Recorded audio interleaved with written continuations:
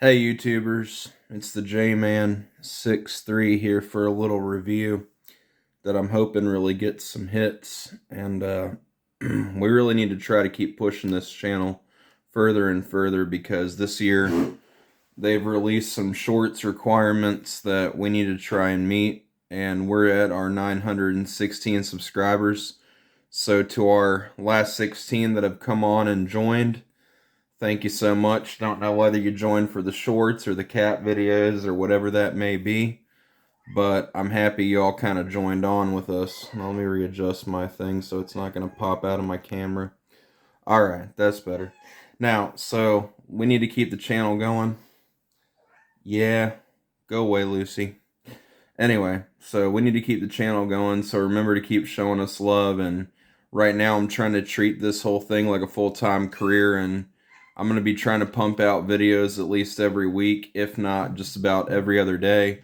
Unfortunately, right now, I'm left to a point where I can't really get out of my house and go to a lot of places because of construction around my area, so I'm limited on catching the bus right now.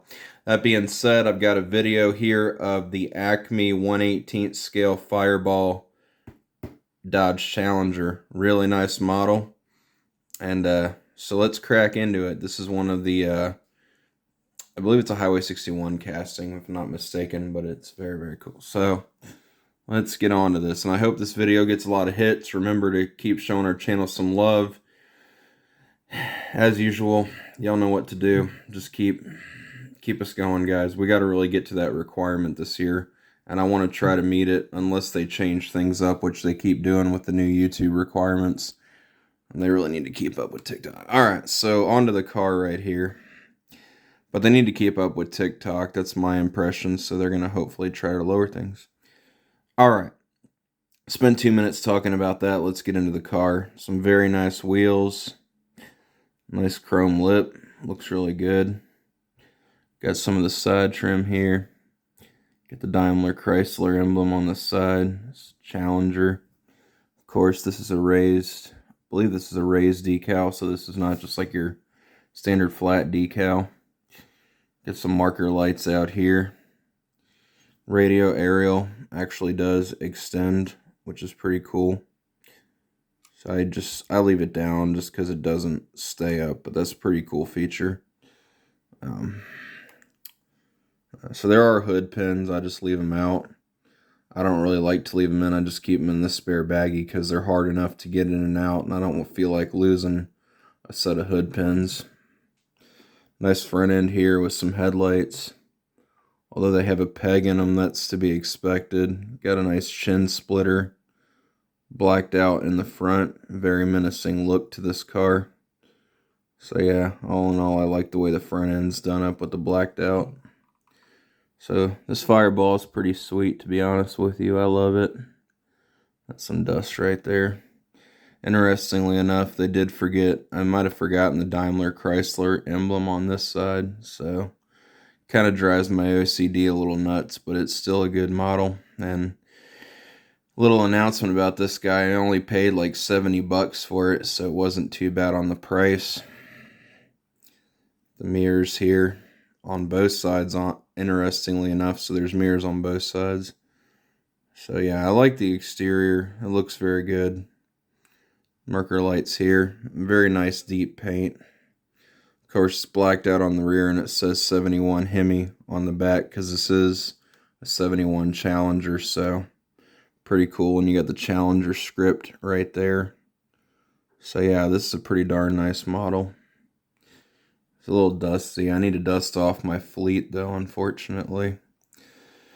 Alright, so that's the exterior. Very nicely done. And then let's look underneath of the hood. My fingers are a little messy, so I'm going to have to probably dust this thing off when I'm done. Works on nice spring and scissor hood hinges, which is probably to be expected of models of this caliber. If you're paying $130, you would probably expect some good detail, and the motor does not disappoint. Got a nice 426 in there, and it actually has nitrous, which I'll get onto in the interior. But yeah, this thing definitely need to sit in, sit down, shut up, and hang on for sure with that motor. So yeah, they did a pretty good job on the plumbing and the wiring in here. Pretty nice. So yeah, fully plumbed, fully wired, really nicely done. Alright, close this hood now. And the hinges are a little looser than I would like, unfortunately. I wish they weren't as loose. So let's move on to the interior. Of course, door panels here. All business for sure. Actually got carpet on here. So this is a very classy Street Fighter. Got some NOS bottles, some nice racing bucket seats. So unlike the Sam Posey casting of this model, some things are pretty different on this with the racing buckets, and then you have 2 NOS bottles, which probably some overkill, but you know, pretty cool to have them there inside.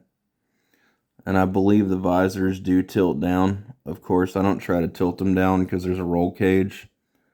I don't really feel like breaking anything on this guy.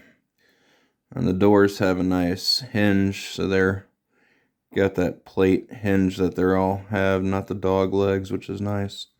Got the little chrome running boards in here. I did a pretty good job. Even got your little 8-ball shifter, or your white shifter knob. I try to close these very carefully when I close them. Alright, on to the other side. And of course, as you would expect, the wheels do steer with the steering wheel. Only thing that drives me crazy about these is the brake caliper does not stay stationary. I don't like that, but Acme's got a habit of kind of doing that with some of their models, which I don't like. So there's the interior right there. Very cool. Can imagine it'd be one hell of a journey trying to get your leg in that driver's seat. So, so it's pretty nicely done in here. Alright, so let's move on to the trunk. So that's pretty cool. My issue here, one major gripe, is the spoiler seems a little off on one side now that I've been noticing it. But that's there's only a few gripes I have with this model. And exterior is great. The only another thing here is it feels like they missed some paint in this little area. And then like, I don't know if it's a paint chip or what. But there's the trunk carpeted with some fuel plumbing in here. Or the plumbing for the fuel cell. That's pretty cool. And I believe the rear suspension does work. Yeah, the rear suspension has some play in it. I don't believe the front has suspension.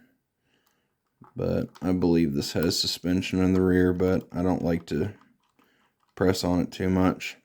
So let's get on to the underside here, because I want to put this model back in its place. I don't like getting these out too much, but I feel like we need to start pumping out some reviews for the viewers.